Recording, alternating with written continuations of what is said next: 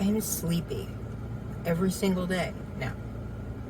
I'm dead exhausted all of the time. There's a lot of times I can't get out of bed. I'm in pain 24 hours a day. My arms, my legs, my shoulder, my back is in constant pain. That isn't something I'm going to be able to heal or get better from. Surgeons will not touch me because I'm too far gone, and they're concerned that I've been getting progressively worse. So they're afraid that if they do anything to help me, that it'll just reverse.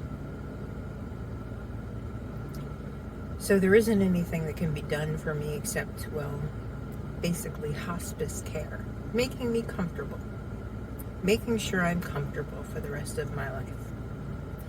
I was told by the time I was 30 that I would be in a home by the time I was 60, because I simply would not be able to walk any longer on my own. I'm 42 and I'm pushing through it. I will fight. This is why I have such compassion and fear when it comes to everybody dealing with the gender dysphoria epidemic right now. They're dealing with detransitioners constantly who have been told that they are a different gender, which they have decided is a social construct and not a biological reality.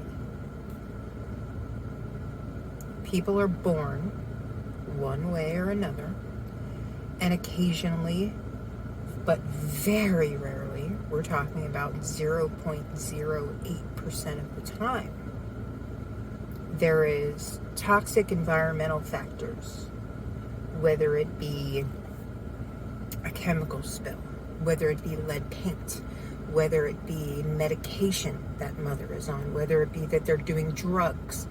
Something in that environment when a woman is pregnant can cause the malformation of her child. That can come in many forms. Sometimes they will have 6 fingers or no fingers at all. And sometimes they have a full set of non-functional reproductive organs for one sex or another, and then the exterior might be deformed or show signs of a combination of both.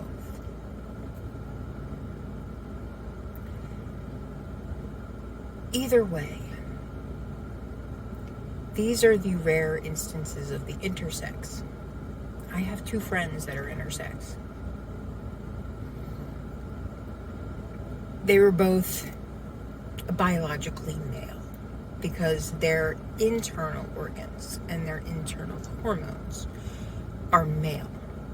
They have primarily testosterone in their system, and their internal organs, although non-functional for reproductive purposes, exist, and they're male. The exterior is not what someone would say usual. And so they are intersex.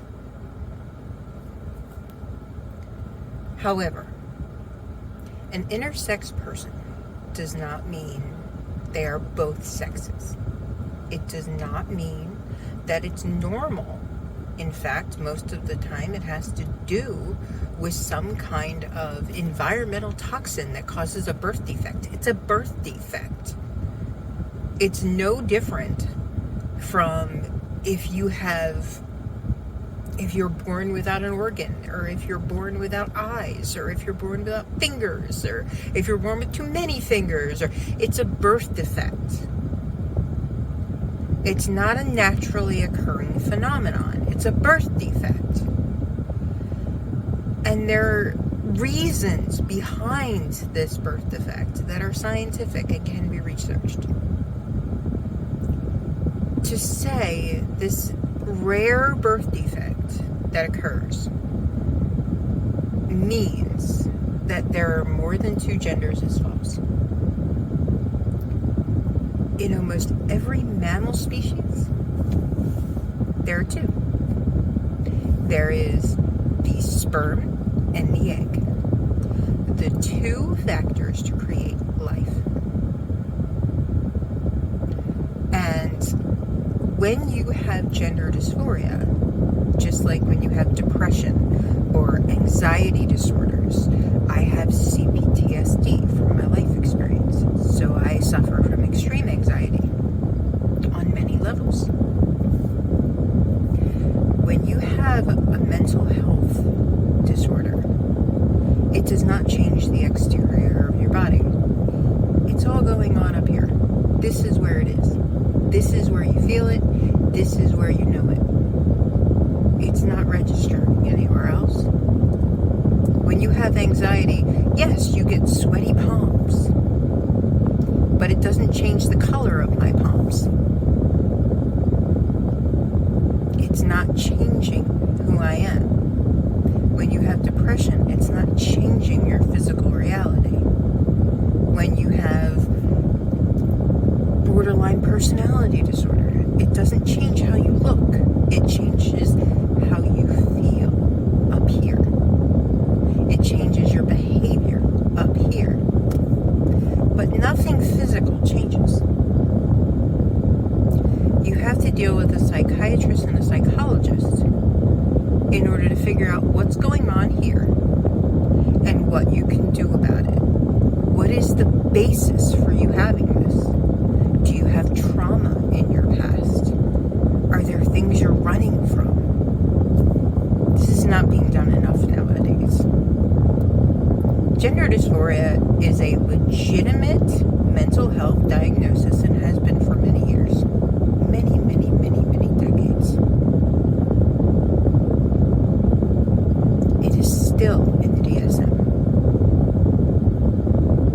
It is a disorder of the brain where you feel highly anxious to a point where you cannot handle being or presenting as the sex you were born. You have this need that's right here that controls your behavior and your actions and causes panic attacks. It causes meltdowns, just like it would for somebody with panic disorder or somebody with autism it's a mental health crisis where you cannot handle your biological reality. And so you have to fix it and change it. But the way they used to do this is they used to go and do therapy for years, where they would dig in and find out where the source of this was. What caused this? What can we do about it? How can we treat you and your mental health so that you can get better mentally and you can learn to love and accept yourself? If many years had passed and there's absolutely no change, surgery was the last resort.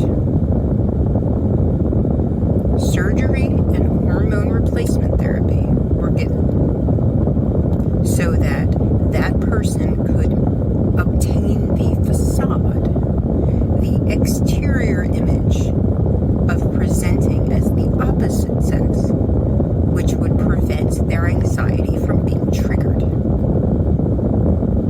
What we're seeing now is we're seeing people without gender dysphoria claiming to be transgender. And that's a phenomenon I find highly disturbing as somebody who has dealt with mental health my whole life. It's if you have gender dysphoria, that's what makes you trans. What makes you trans is the legitimate medical diagnosis of gender dysphoria that causes extreme anxiety and panic attacks. only possible way, after you have gone through therapy, of fixing this is to change your exterior appearance so that the world sees you as the opposite sex. Blair White and Buck Angel pass, more than pass, as the opposite sex. Blair got kicked out of an establishment because she used the men's restroom. She's biologically male, but she passes so well because presenting male is traumatic. For Buck, presenting female is traumatic. It is an internal conflict. When I see people walking around in dresses and full beards and talking about how they want to be comfortable with their genitalia hanging out, but they're women, they don't have gender dysphoria. That's not gender dysphoria. Somebody with gender dysphoria would be horrified at having a beard. That would be the worst possible thing. It would be horrific to acknowledge that they had a member, let alone try to be accepting of it.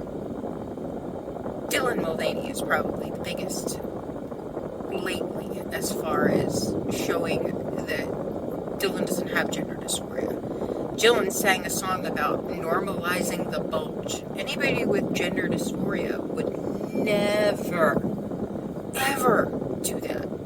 That would be horrifying to them. That would cause pure panic attacks and a mental breakdown.